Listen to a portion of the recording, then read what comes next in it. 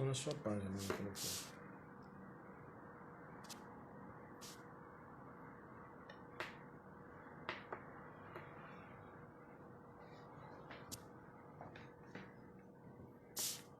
Ela falou que está na minha página. Caramba.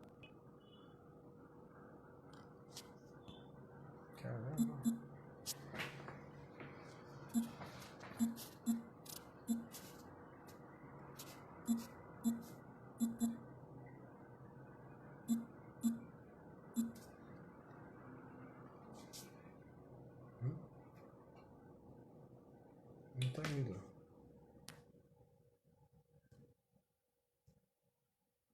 Mas ela está como Renata Reis na página?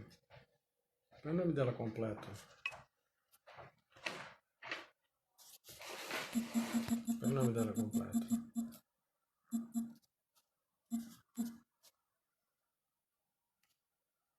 Pronto. Já convidei ela aqui. Renata Aparecida. Renata Reis Lopes Cardoso. Aqui, ó.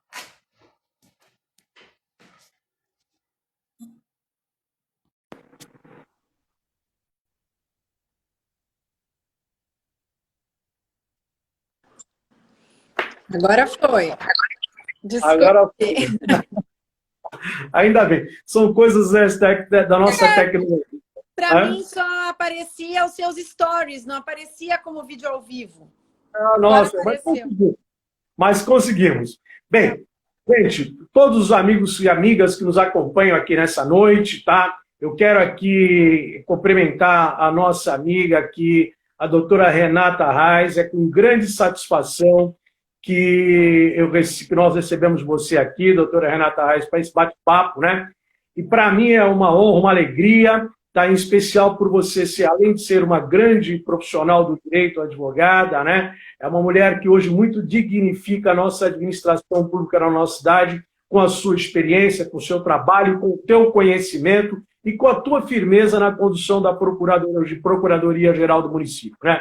Doutora Renata, eu gostaria aqui no nosso bate-papo para que você falasse um pouco sobre a tua trajetória profissional, sobre a sua vida profissional, a sua vida acadêmica, né? Até você chegar a ocupar esse cargo hoje muito honroso aqui na nossa cidade de Santos, que é à frente da Procuradoria. Principalmente nesses momentos em que as administrações públicas, de modo geral, né, elas são confrontadas hoje, via de regra, sobre os seus atos, né? Sejam desde os tribunais de contas, sejam principalmente com a sociedade e, logicamente, essa responsabilidade que a advocacia pública, na figura das procuradorias, elas têm uma relevância importante. Nesse sentido, que a gente gostaria de conhecer aí os amigos que estão nos acompanhando, uma turma muito grande aqui que nos acompanha, de falar um pouco da tua trajetória profissional, doutora. Primeiro, boa noite a todos que estão assistindo agora a gente, gastando um tempinho, né, da noite para nos ouvir.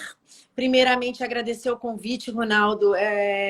Fiquei bastante contente de ter a oportunidade de conversar com alguém ligado ao serviço público, que é algo que eu procuro honrar muito, e agradecer primeiramente as suas palavras, que só fazem engrandecer e tornar ainda mais gratificante aquilo que eu procuro fazer no meu trabalho. Na verdade, eu sempre fui funcionária pública.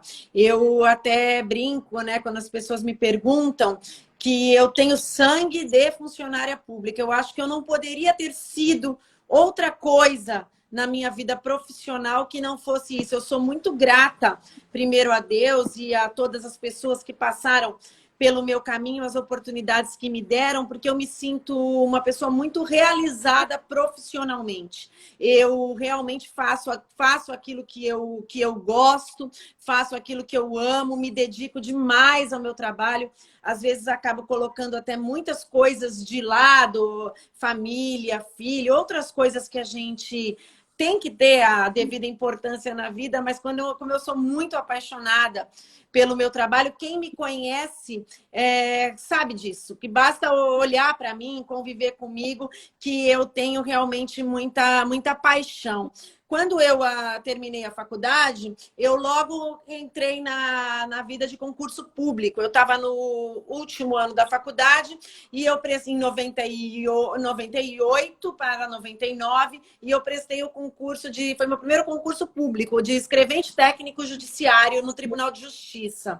E fui chamada para trabalhar aqui na primeira vara da Fazenda Pública. Talvez até por uma ironia ou coincidência do destino, eu fui trabalhar logo na vara da Fazenda Pública. E ali eu logo me ambientei com a área de execuções fiscais, eu ficava do outro lado, né? Eu sempre competi nas execuções fiscais, ou estando lá dentro do cartório, no Tribunal de Justiça, ou estando dentro da Procuradoria. Porque a execução fiscal, ela é um trabalho muito volumoso, metódico e um pouco até repetitivo. Então, a gente mandava ver o trabalho lá e jogava tudo para a Procuradoria. Agora a gente joga tudo, tenta jogar, né, de volta para o Judiciário para que a gente não acumule tanta coisa parada. Depois disso, eu prestei o concurso Eu fiz muito concurso na minha vida. Inicialmente, eu queria seguir carreira no Ministério Público, mas eu acabei me engrenando pelos concursos de Procuradoria. Passei no concurso lá em Santo André, na Procuradoria de Santo André, fui nomeada em 2003 e fiquei lá até que eu fiz o concurso da Procuradoria de Santos em 2005 e fui nomeada em 2006. Quando eu cheguei aqui, em 2006 foi o ano também que eu casei, então houve até uma certa comodidade da minha parte de estar trabalhando em algo que eu gostava na minha cidade, sem ter mais que viajar diariamente, a vida de fretado, que não é fácil, né, para quem trabalha em São Paulo, no ABC, como eu fazia saída e volta todos os dias. E daí eu fui ficando e fui me apaixonando cada vez mais aqui pela Prefeitura de Santos. E hoje eu considero, eu não diria nem que é a minha segunda casa, a Prefeitura com certeza é um pouco a minha casa. Eu trato ela como se a Prefeitura fosse realmente a minha casa. E esses desafios, doutora, da administração pública, eles se impõem no seu cotidiano, né? E nesse aspecto, eu te pergunto o seguinte aqui para os nossos amigos que nos acompanham, né? Nesses desafios da administração pública, principalmente, quando nós iniciamos aqui, nós falamos da importância hoje da segurança que a Procuradoria tem que dar para os gestores públicos, né? Nesse aspecto, eu te pergunto o seguinte, doutora, qual é a dinâmica, vamos dizer, da Procuradoria hoje, principalmente nos grandes projetos da gestão, que elas alavancam e proporcionam desenvolvimento. Eu falo isso por quê, doutora? Se você só tem crescimento, desenvolvimento com investimento. E o investimento ele tem que ser investimento público ou investimento privado. Neste particular, nos últimos anos, nós tivemos aqui na nossa cidade aporte de investimentos públicos, né? Notadamente, nós podemos citar alguns aqui, em especial e relevante, que eu acompanhei diretamente, principalmente sob a ótica da geração de empregos, por as obras da entrada da cidade, depois nós tivemos as obras da Ponta da Praia e outras mais. Qual o papel nesse aspecto que a senhora se confrontou, a sua equipe, né? Porque, na realidade, você lidera uma equipe, né? Você coordena todo um grupo de procuradores, né? Que vão levar esses projetos para que dê a segurança jurídica para o gestor público avançar, que vai levar isso para o legislativo também, para que o legislativo, dentro daquilo que é da sua alçada e da sua competência, também possa se manifestar. Então, eu te pergunto sobre essa ótica, esses grandes desafios, como é que foram, qual foi a ação da Procuradoria, o papel, quais foram as dificuldades que você encontrou, que, logicamente, as dificuldades foram superadas porque os projetos e as realizações estão aí, né? Olha, na realidade, assim, nada é fácil, né? A gente passa uma vida inteira estudando. Quem é da área do direito, da área jurídica, não que as outras profissões, o médico é a mesma coisa, a gente tem que estar sempre se atualizando.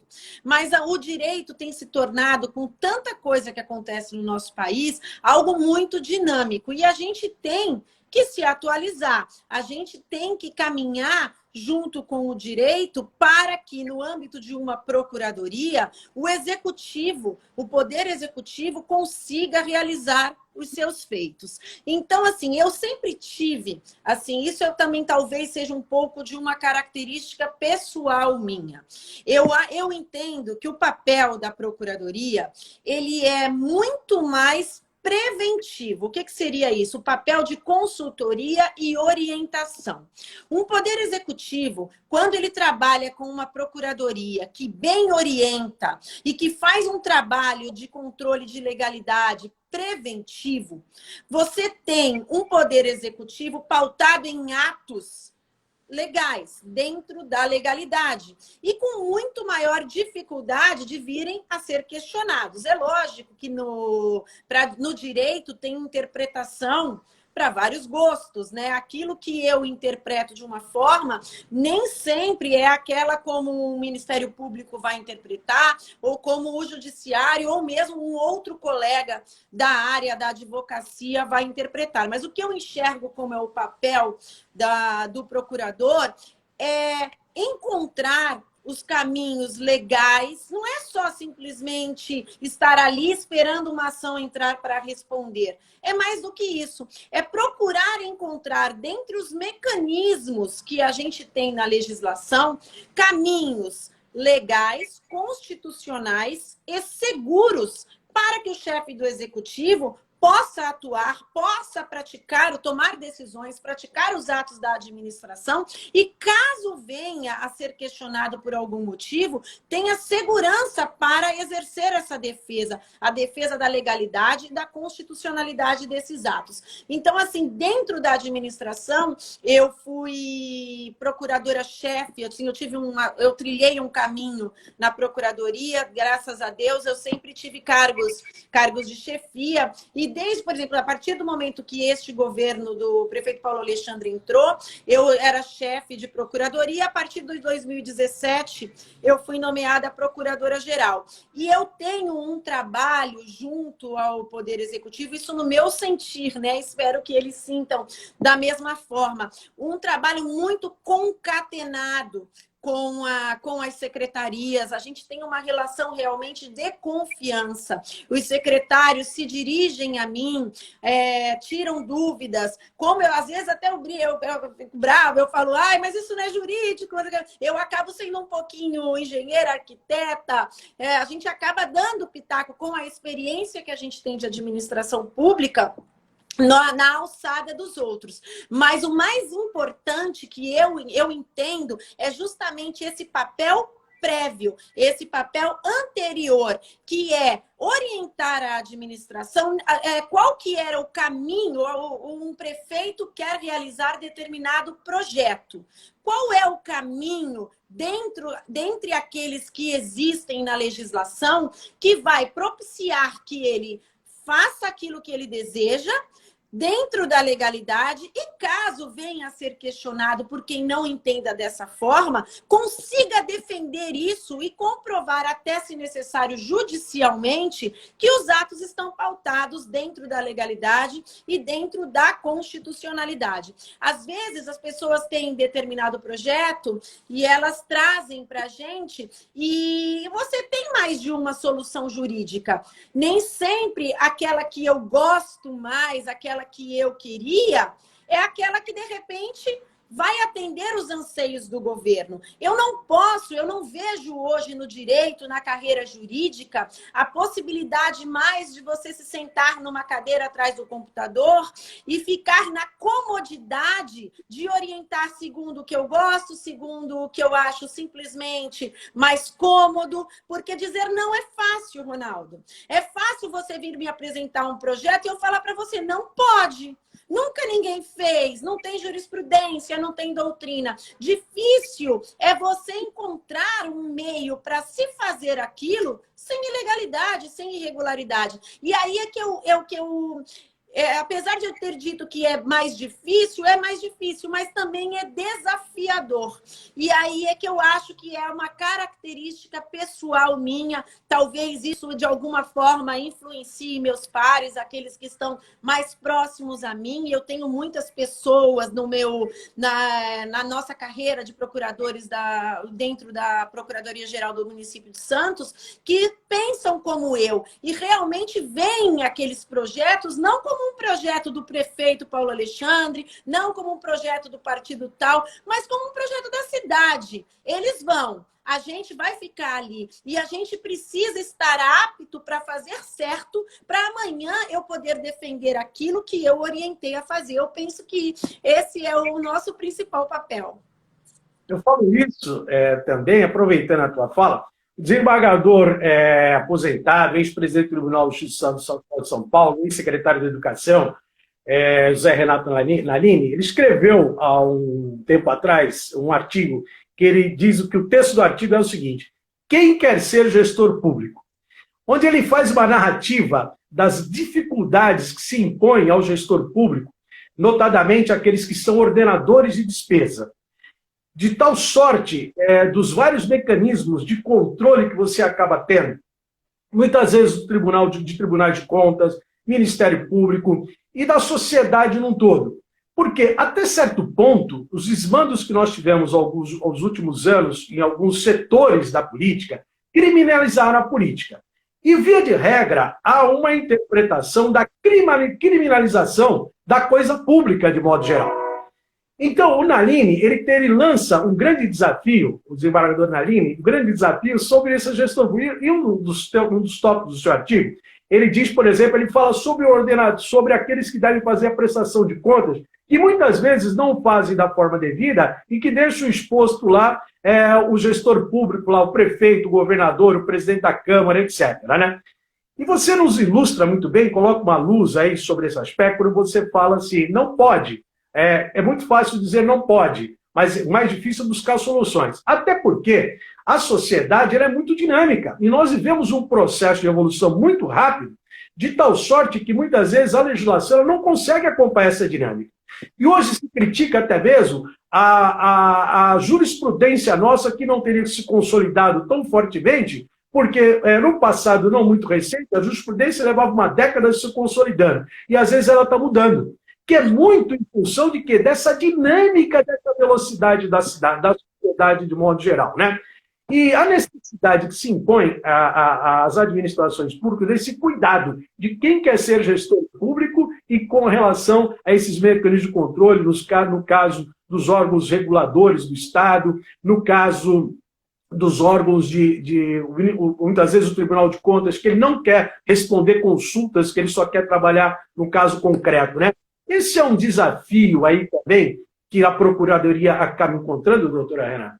Olha, sem dúvida nenhuma, é exatamente isso que você falou. A gente... Aí vou entrar de novo nessa questão de ser uma característica pessoal minha, desse envolvimento que eu tenho. Eu não consigo simplesmente ficar atrás de uma mesa, atrás de um computador, dizendo isso pode, isso não pode. Eu realmente me envolvo com as coisas.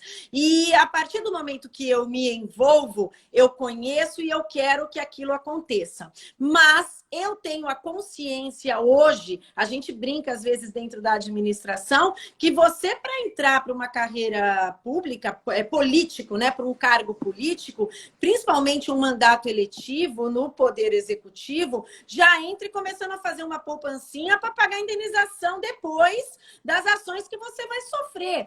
Porque eu, quando estudei na faculdade, já faz tempo, já tenho muitos anos de formada, eu aprendi que nós nos pautamos no direito administrativo, eu que sou uma apaixonada por direito administrativo, na presunção de legalidade e de veracidade dos atos da administração. Então, o direito nos ensina o quê? Quais são os princípios do direito administrativo? Eu parto do pressuposto de que os atos da administração são legítimos, são legais, são verídicos, são pautados dentro da legalidade. O contrário é que tem que ser demonstrado. Eu tenho que ir a juízo, demonstrar que aquele gestor, que aquele administrador atuou em contrariedade aos princípios ou com dano ao erário. Hoje, nós criamos uma sistemática no nosso país em que se generalizou de uma forma, eu sei que culpa é nossa mesmo, dos brasileiros, e eu me coloco dentro porque sou brasileira também,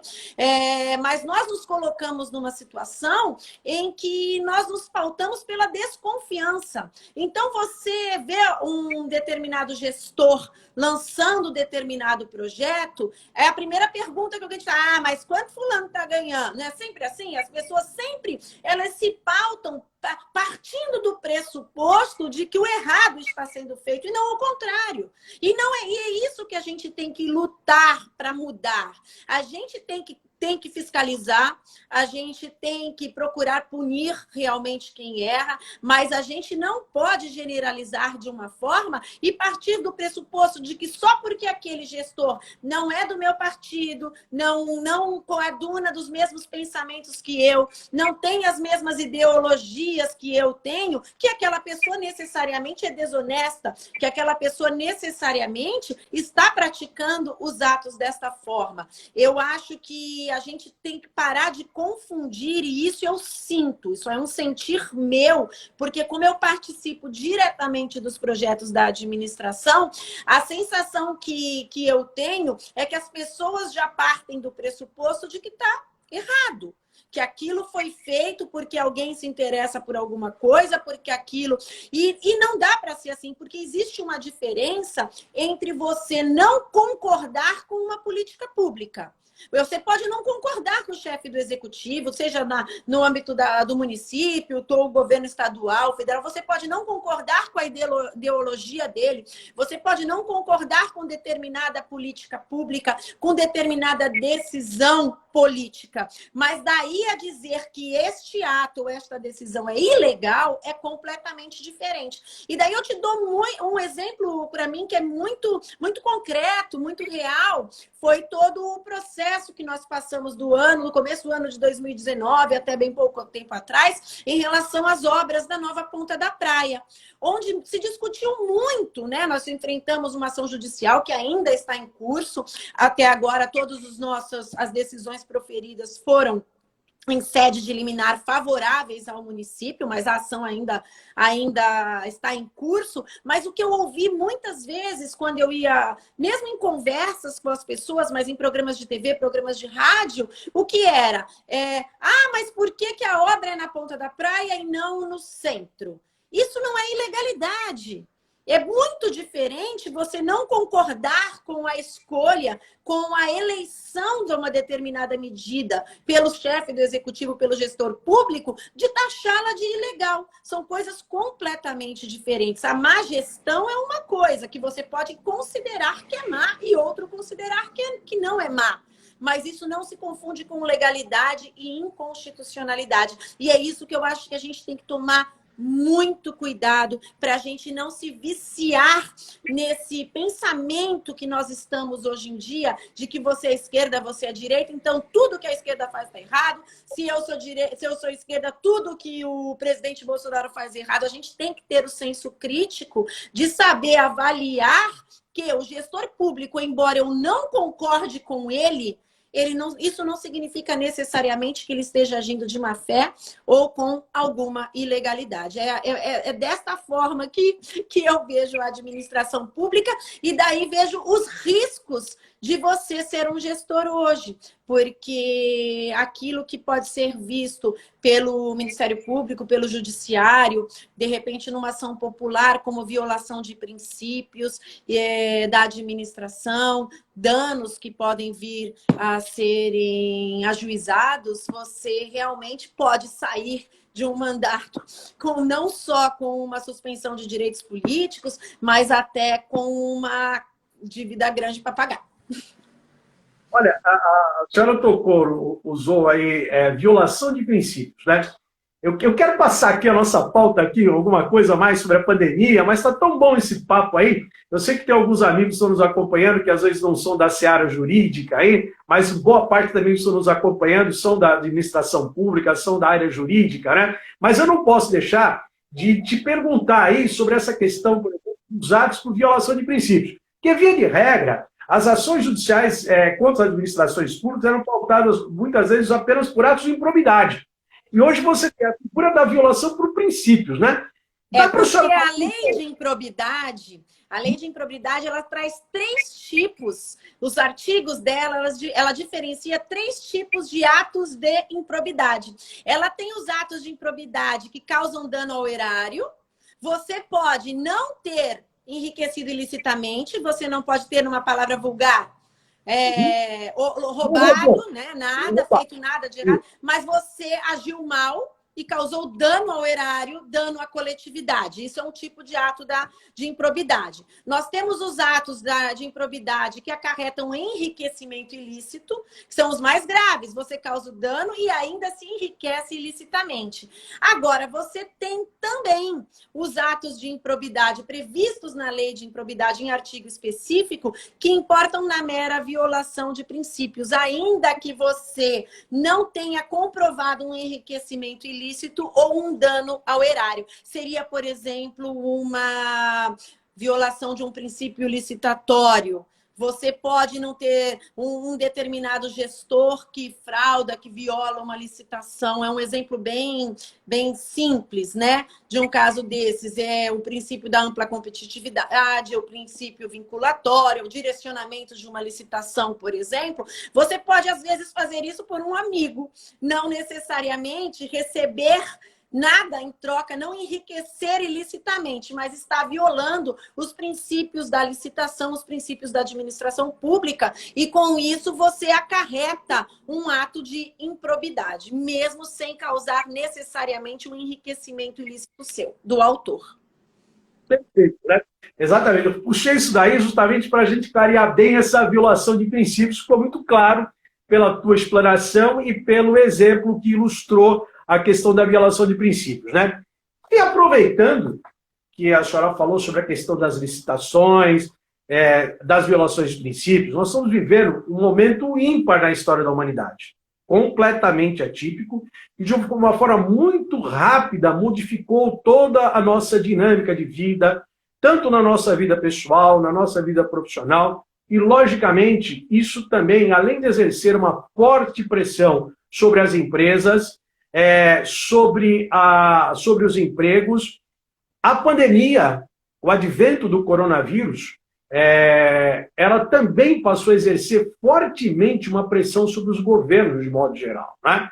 Então, nós mudamos os nossos atos e aumentou, nesse aspecto, também as demandas sobre o poder público, uma pressão enorme sobre os governos. Nesse momento, os governos têm que trabalhar pela manutenção dos seus serviços à população e, ao mesmo tempo, trabalhar de uma forma enxuta, de uma forma eficaz e observado todos esses princípios da administração, né? É mais um desafio para a Procuradoria, doutora? Em especial aí, com esses gastos, por exemplo, que, hipótese alguma, estavam previstos. Jamais ninguém imaginou que nós iríamos passar 2020, né? Fizemos um orçamento, esse orçamento da administração pública, o nosso orçamento da vida pessoal, as pessoas com seus projetos, nos seus empregos, né? E o poder público, nesses momentos, aumentam muito mais as suas responsabilidades e as suas demandas e as pressões que são exercidas sobre ele. Exemplificando mais uma vez, que ele tem que manter de forma enxuta, de forma eficaz e com uma demanda maior de serviços e com um orçamento, às vezes, extremamente estreito. E a Procuradoria, doutora? Olha, você falou, né, aí que se isso era um desafio. Isso não é só um desafio. Eu diria para você, eu falei isso num programa de rádio essa semana, para mim, sem dúvida nenhuma, eu não pestanejo para dizer que é o maior desafio de toda a minha carreira profissional. Eu nunca imaginei na minha vida passar por um desafio tão grande, por algo tão difícil de ser enfrentado como nós passamos aqui. Agora eu estou respondendo para você rindo. Talvez em março ou abril eu estivesse chorando, porque foi bastante sofrido. O que aconteceu nesta pandemia foi que nós tivemos uma situação totalmente inesperada, inusitada e, mais do que tudo, desconhecida. Além de desconhecida, nós temos no nosso ordenamento constitucional e no nosso regramento legal, infralegal, muito pouco sobre estado de exceção, que nos casos de calamidade pública e nos casos de emergência. Eles são previstos de forma esparsas na Constituição e algumas normas, como lei de responsabilidade fiscal, lei eleitoral, mas você não vai ter ali nenhuma norma que vai dizer, olha, o estado de calamidade é isso, assim, assim, assim, o estado de emergência é isso, você pode fazer isso ou não pode. Então, a gente trabalhou desde o começo com uma interpretação sistemática de todo o ordenamento jurídico e com uma, eu diria, sopesando os bens jurídicos envolvidos. Eu sempre, desde o primeiro dia até agora, todas as conversas que eu tive com o prefeito, com os meus colegas, nas diversas discussões que tivemos sobre muitos assuntos, é diante do caso concreto. Eu não tenho solução na lei, porque eu estou aqui, então, principalmente nos 2 primeiros meses, não tinha sábado, não tinha domingo, não tinha madrugada, era 24 horas por dia.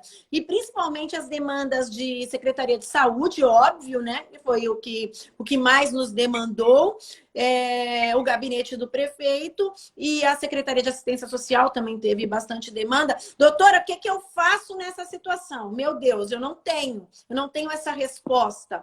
Então, eu sempre procurei, diante dos casos concretos, sopesar os bens jurídicos envolvidos. Se eu tenho a vida e a saúde e um outro bem jurídico a tutelar, qual que neste momento aqui eu entendo que tenha uma valia especial. Eu devo ter um regramento especial para cuidar dele. E foi assim que a gente foi adotando as nossas medidas, né? Eu não gosto, modéstia à parte, isso é uma característica minha, eu não gosto desse negócio de copia e cola, e vai no Google, e fulano fez assim, eu gosto de fazer. Então, assim, todos os nossos decretos, desde que tudo isso começou, os nossos projetos de lei, eu fiz mesmo, eu sentei e fiz e criei com aquilo que eu estudei e com aquilo que eu conhecia. E eu me sinto muito feliz, muito gratificada, porque ao longo desses 3 meses, aí quase 100 dias que nós estamos vivendo, algumas, não muitas, decisões judiciais, principalmente até no âmbito do Supremo Tribunal Federal, foram proferidas e nós tivemos ali a certeza que nós estávamos no caminho certo, que as posturas e as medidas que nós adotamos aqui estavam mesmo sendo respaldadas pelo judiciário, desde a restrição de comércio, acesso a locais públicos, paralisação de atividades, uso de máscaras.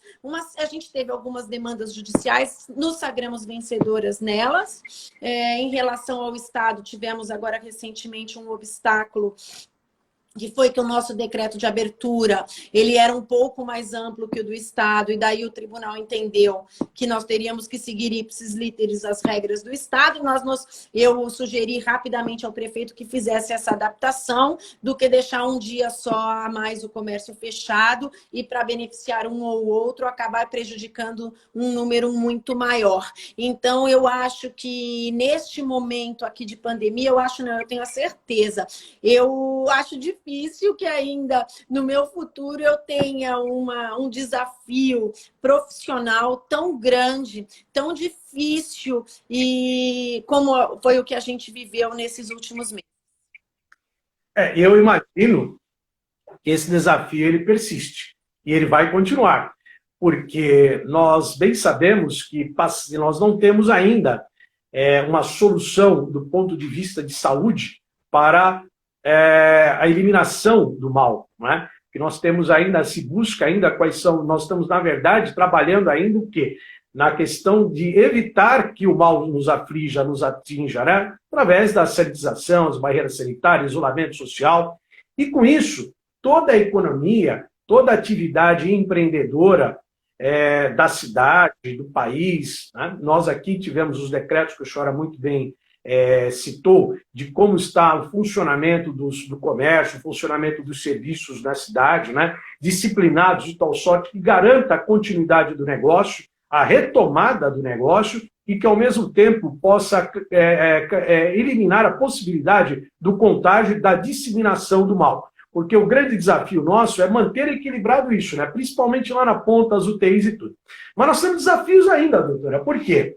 Porque a economia, nós bem sabemos que boa parcela, infelizmente, tristemente, boa parcela da atividade empreendedora, ela não estará retomando ainda. E outras precisam inovar, modificar-se e tudo.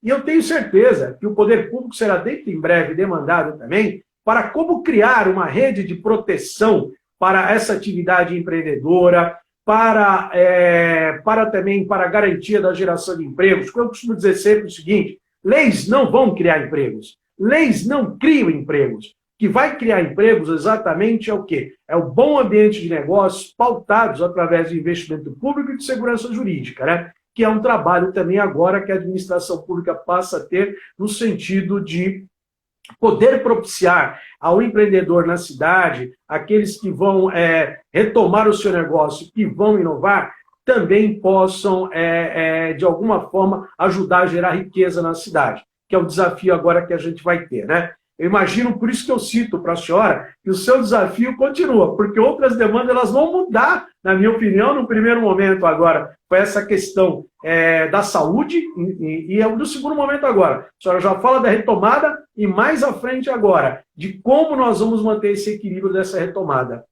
Então, na verdade, é isso que você falou, o desafio não para. Tem semana que ele é um pouquinho pior, tem semana que ele acalma um pouquinho. Mas a gente teve, assim, por um lado, feliz, por outro, infeliz coincidência de que a pandemia aconteceu para os municípios num ano eleitoral. Isso trouxe uma série de amarras por conta da legislação federal. Nós estamos vendo aí todo dia, né, o governo federal editando normas, decretos, medidas provisórias para tentar viabilizar de alguma forma a legislação brasileira neste período. Tá? Por um outro lado, nós temos um único benefício em relação a esse período, é que a lei eleitoral ela traz algumas vedações de atos que não podem ser praticados durante este período, mas que são expressamente excetuados na vigência do estado de calamidade pública e de emergência. E a principal vedação que num ano eleitoral comum a gente teria é a chamada distribuição gratuita de bens e valores. A distribuição gratuita de bens e valores são palavras pequenas, mas de um conceito muito amplo. A Justiça Eleitoral dá um conceito muito amplo na jurisprudência para isso. Seria qualquer benefício que você concedesse às pessoas durante o ano eleitoral, se privilegiando da sua situação, seja no executivo, seja no legislativo, para ter algum privilégio no pleito. Porque é lógico que aquele que está com a máquina das mãos, se ele puder sair distribuindo dinheiro, cargos e funções, bens, doando bens num ano eleitoral, ele vai ter a chance de conquistar mais votos. E é justamente isso que a lei eleitoral procura vedar, trazer este equilíbrio para aquele que esteja no poder não se beneficie dele. Como esse artigo é o artigo 73, parágrafo 10º, que eu considero um dos mais importantes da lei, do nosso Código Eleitoral, né, da nossa lei eleitoral, ele traz expressamente uma exceção no final da redação dele em relação ao estado de calamidade pública e ao estado de emergência. Então, aquilo que ordinariamente é vedado, nós podemos fazer se nós demonstrarmos que estamos fazendo para atender a situação excepcional da calamidade pública e da emergência. Eu vou te dar alguns exemplos. Por exemplo, num ano eleitoral, eu não poderia ordinariamente mandar um projeto de lei para a Câmara para distribuir um cartão com auxílio alimentação para os alunos. Este ano eu posso. Por quê? Por razão da calamidade pública, as aulas foram suspensas. As aulas estando suspensas, muitas dessas crianças se alimentavam na escola. E eu não estou mais oferecendo isso para aquelas pessoas. E a gente pôde fazer. Distribuição de cestas básicas é algo que você não poderia fazer ordinariamente como quisesse no ano eleitoral. Agora, a gente pode. E neste mesmo conceito entram os chamados, quando se fala em distribuição gratuita de bens e valores, se entra o conceito dos chamados benefícios fiscais. Então, num ano eleitoral, o chefe do Poder Executivo não pode se valer dessa condição para mandar projetos de lei para a Câmara, criando anistias, isenções, benefícios para os contribuintes. Nesta situação que estamos vivendo, podemos. E é com base nisso que estão sendo feitos alguns estudos já na Prefeitura, alguns para serem lançados já para o segundo semestre, onde se está estudando alguns benefícios fiscais. Tudo isso é muito difícil para o Poder Executivo, porque numa empresa privada, quando você tem uma crise, você faz o quê? Você corta gastos, né? Você demite pessoas, você corta despesas. No poder público acontece justamente ao contrário. No tempo de crise, as suas despesas aumentam. Porque numa crise, as pessoas que pagam plano de saúde, por exemplo, elas deixam de pagar e migram para onde? Para o SUS. Quem absorve isso? O poder público. Muitas pessoas, num tempo de crise, elas podem não conseguir pagar a escola de seus filhos. Eles migram para onde? Para o poder público. Então, o desafio do Poder Executivo é muito grande, porque você precisa criar benefícios para ajudar a manter essas pessoas, as atividades dessas pessoas e, ao mesmo tempo, sustentar isso com o dinheiro que vem da onde? Dessas pessoas que precisam pagar impostos. Então, se você não criar esses mecanismos, fica realmente difícil. Nós já fizemos algumas coisas na Prefeitura este ano. Nós fizemos prorrogação de parcelamento administrativo, nós suspendemos o ajuizamento das execuções fiscais relativos aos impostos e tributos do ano passado. Esse ano, normalmente, a gente costuma ajuizar em maio e junho, nós não ajuizamos as dívidas do ano passado ainda, justamente para não onerar ainda mais o contribuinte. Nós estamos mandando um projeto de lei para a Câmara que vai renovar automaticamente a isenção de vários setores que normalmente eles precisam comprovar para uma série de documentos. Em suma, quem melhor será beneficiado serão os aposentados e os pensionistas, que precisam requerer anualmente essa isenção, e este ano, com esse nosso projeto de lei, não vão precisar, vai ser renovado automaticamente para o ano que vem. Nós já estamos estudando medidas de anistia fiscal, de descontos, com essa exceção da lei eleitoral no estado de calamidade, a gente consegue fazer isso. Então, são alguns mecanismos que o poder público vai... Essa é a parte...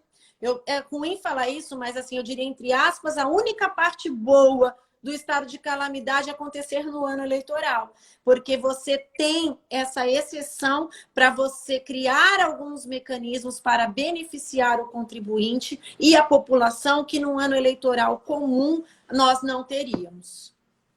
Puxa vida, a senhora já contemplou uma pergunta que eu ia lhe fazer em relação aos nossos,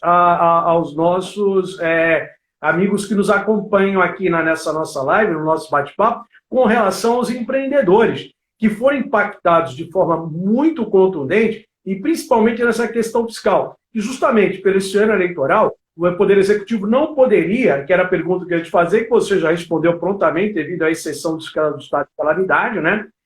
Que poderemos ter aí um anúncio que você dá aqui para a gente, nós temos vários amigos empreendedores que estão nos acompanhando, é um anúncio muito positivo, dessa possibilidade hoje, apesar do ano eleitoral, de nós sermos contemplados por essa exceção, né? Porque é exatamente isso, ou seja, isso é uma agenda, para o poder público, isso é uma agenda pioneira, né? Essa calamidade pública ocorrida no ano eleitoral, isso é um fato pioneiro, uma agenda pioneira, né? Que vai garantir, eu tenho certeza, que as políticas públicas de sustentabilidade, inovação e políticas eficientes que atendam os nossos munícipes e ao empreendedor que gera empregos, né, a possibilidade de ter um refresco, de ter um alívio nos impactos das suas obrigações fiscais. É muito significativa, ficamos muito felizes, eu tenho certeza, eu tenho alguns amigos aqui que já se manifestaram com essa excelente notícia que você está nos dando. Eu aproveito para te perguntar o seguinte agora também, né? Dentro dessa linha, nós vamos ter aí a possibilidade de nós termos uma condição fiscal aí de um alívio, né? E existe aí, nesse radar da administração pública, principalmente no que diz respeito aí aos autônomos que foram bem impactados ali. Existem alguns setores que na pandemia nós tivemos, eu entendo que eles foram mais impactados, né? O setor de eventos e turismo, diretamente. E os nossos ambulantes da nossa cidade, né? Você pega o período de praias, nas praias que não puderam trabalhar, o ambulante de rua também, né? Eu pergunto para a senhora se há no espectro, ou melhor, no radar da administração, algum trabalho sendo desenvolvido para atender um pouco melhor a esses profissionais, doutora? Sim, a Secretaria de Finanças já vem trabalhando nisso diuturnamente. É uma cobrança que o prefeito faz pessoalmente ao secretário de Finanças e eu acabo delegando à Procuradoria Fiscal, que trabalha conjuntamente com eles, mas existe sim, existe um projeto, salvo engano, já tem até um decreto de renovação automática também, se não saiu ainda, está para sair renovação automática desses alvarás, justamente para tirar essa burocracia. Infelizmente, os permissionários e os ambulantes, ainda não foi possível ao prefeito decretar a viabilidade da abertura por conta da pandemia. Existe aí todo um trabalho junto ao governo do estado. Quem está acompanhando, né, as redes sociais da prefeitura, do prefeito e a imprensa aqui local, está vendo que semanalmente existe um trabalho muito árduo da prefeitura junto ao estado para tentar demonstrar ao estado que a nossa cidade apresenta hoje números e dados compatíveis com fases já mais benéficas do que a que o Estado está nos enquadrando. Então, o que isso significa na prática? É como se o Estado trabalhasse aí com um delay de uns 15, 20 dias. Quando ele resolve colocar a gente na laranja, a gente entende que a gente já deveria estar na amarela. E, infelizmente, daí é uma questão que envolve muito entendimento jurídico.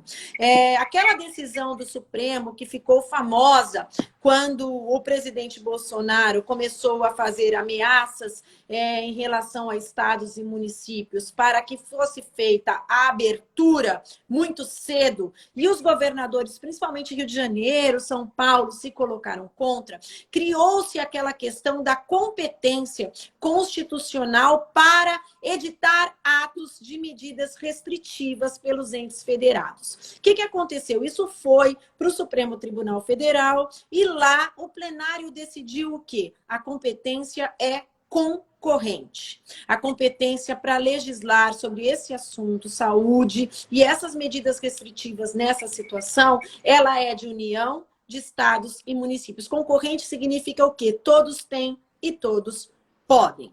O que eu acho, daí é um entendimento pessoal meu.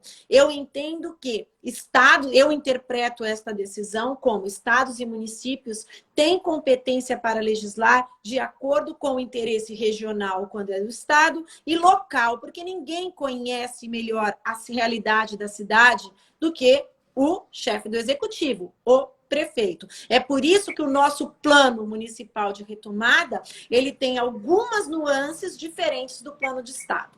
Infelizmente, esse é um entendimento meu, parte dos juristas pensam como eu, mas não foi o entendimento adotado pelo Ministério Público do Estado de São Paulo como um todo e pelo Tribunal de Justiça, o órgão especial do Tribunal de Justiça, que tem decidido para todas as cidades uma obrigatoriedade de que o município siga literalmente aquilo que o Estado determina. Então, não adianta eu ter todas as provas do mundo de que eu sou amarelo. Se o Estado não fizer a minha classificação, e mais, o Estado tem que me classificar e eu tenho que adotar exatamente o plano do Estado. Eu, particularmente, entendo que essa não é a melhor interpretação da decisão do Supremo. Mas quem sou eu para falar alguma coisa diante de uma decisão do órgão especial do Tribunal de Justiça?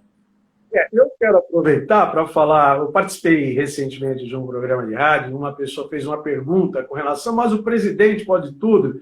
Fala assim, não existe uma hierarquia que o presidente manda no governador, que o governador manda no prefeito, que você tem uma Constituição Federal que dá competência para cada um legislar no seu âmbito de administração, no seu âmbito de gestão, né? Nesse particular aí que a senhora citou, eu me coaduno completamente no seu entendimento também da competência concorrente. Ninguém melhor para entender aqui da questão municipal do que o município, né? O município que sabe quantos leitos hospitalares ele tem, quantos são destinados ao UTI, qual está sendo a demanda para isso, que nós sabemos, né? Doutora, a nossa live aqui, ela está literalmente bombando, mas a gente tem que pegar o fim aqui do nosso bate-papo, né? Ele está chegando ao fim, nós temos muito mais assuntos para a gente falar.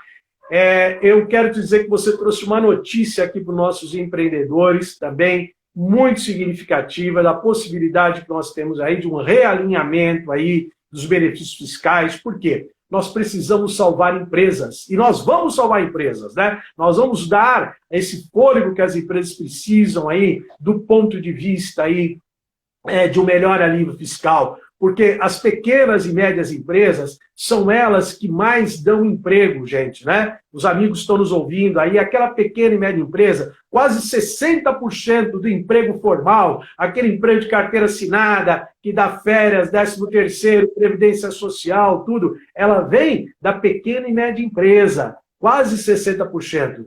E é ela que nós vamos ter que salvar. E é ela que esse papel que a administração pública aí, que a prefeitura está fazendo, com a senhora à frente desse processo aí, vai muito contribuir para nós salvarmos as empresas e, consequentemente, salvarmos renda e geração de emprego na nossa cidade. Doutora Renata, estou muito feliz, muito agradecido mesmo por você ter aceito o nosso convite, né? Você propiciou aí, como diz aqui o pessoal, com que essa nossa live estivesse bombando, tá bom? Então, eu estou aqui aberto para as suas considerações finais, né? E, mais uma vez, te colocando de coração o meu agradecimento a você, e faço parte dessa administração com você, e que muito me orgulha de fazer parte dessa equipe, desse grupo também, porque nós estamos fazendo e vamos deixar um legado muito positivo aqui em termos de desenvolvimento para a nossa cidade. Obrigado, doutora. Eu que agradeço, espero que dê tempo ainda de eu falar um pouquinho. Ronaldo, eu queria também lhe parabenizar. Eu acompanho e sei do seu trabalho na prefeitura e ressaltar a importância da manutenção de todas essas obras públicas, porque a construção civil, esse foi um outro ponto positivo dessa pandemia, né? Nós conseguimos manter as nossas obras públicas aqui na cidade a todo vapor, o que propiciou realmente a manutenção de muitos empregos nesse período. E isso é importantíssimo. Eu sou muito grata, eu também estou muito contente, estou muito feliz, estou lendo aqui rápido alguns comentários, não dá para responder um por um, mas muito obrigada, e sempre que você precisar, eu estou à disposição no que for possível e no que eu puder esclarecer sobre o trabalho que a gente desenvolve na prefeitura.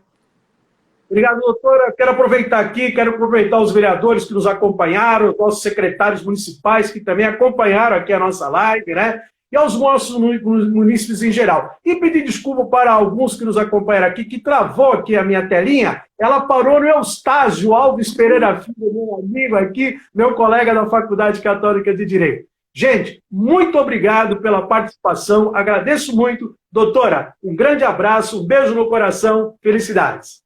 Boa noite, obrigada.